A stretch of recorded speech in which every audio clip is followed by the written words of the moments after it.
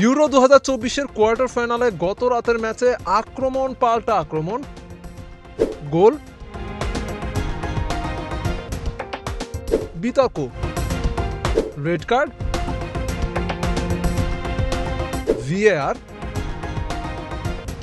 রোমাঞ্চ, সফলতার হাসি, বিদায়ের কান্না।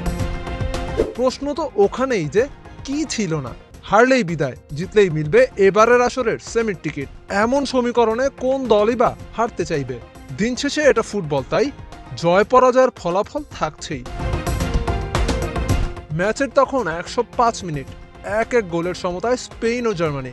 স্পেন বক্সের বাইরে থেকে গোল করতে শট নেন জার্মান অ্যাটাকিং মিডফিল্ডার জামাল মুজিয়ালা। বলটি বুলেটের গতিতে বার পোস্টের দিকে যাওয়ার পথে বক্সের ভেতরে থাকা স্প্যানিশ লেফট ব্যাক মার্ক কুকুরেল্লার বাঁ হাতে লাগে বলটি। হ্যান্ডবল হওয়ার সাথে সাথে পেনাল্টির আবেদন করেন জার্মানির খেলোয়াড়েরা, কিন্তু রেফারি অ্যান্থনি টেইলর আবেদন নাকচ করে দিয়ে পেনাল্টির বাঁশি বাজাননি। পরে তা ভিআর রেফারি স্টুয়ার্ট অ্যাটওয়েলও ব্যাপারটি পর্যবেক্ষণ করে দেখার পর মাঠের রেফারি টেইলরের সিদ্ধান্তের পক্ষে সম্মতি দেন। কিন্তু কেন হাতে বল লাগার পরও কেন পেনাল্টি পায়নি জার্মানি? এই প্রশ্নকে উপজীব করেই সামাজিক যোগাযোগ মাধ্যম তোলপাড়। এই হ্যান্ডবলে পেনাল্টি না দেওয়াটাকেই অনেকে মেনে নিচ্ছেন ম্যাচের টার্নিং পয়েন্ট হিসেবে। পেনাল্টিটা পেলে হয়তো ফলাফল হতে পারত ভিন্ন।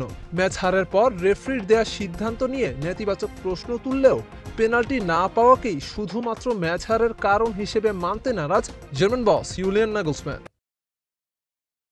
গোলের পথে থাকা বল প্রতিপক্ষের হাতে লাগলেও কিভাবে হ্যান্ডবল হয় না, এটা নিয়ে বেশি কথা বলতে চাই না। আধুনিক প্রযুক্তি এমন সমস্যার সমাধান করতে পারে, তবে লক্ষ্যটি কি?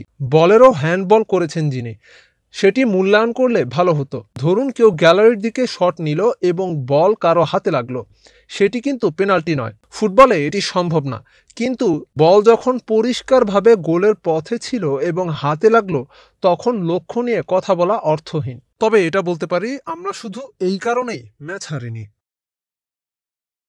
উল্লেখ্য, উয়েফার নিয়ম বলছে হাত যদি তোলা অবস্থায় থাকে, তবে সেটি যদি বলের গতিপথে বাধা সৃষ্টি করে, তখন রেফারি কিংবা ভিএআর এর স্পট কিক নেওয়ার সিদ্ধান্ত দেওয়া উচিত।